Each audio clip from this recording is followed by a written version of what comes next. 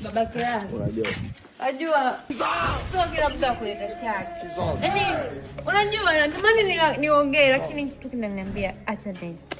Nimeshajua kosa liko wapi? Nimeshajua wapi nimezidiwa? Nimeshajua kaniketa kaipiga wapi?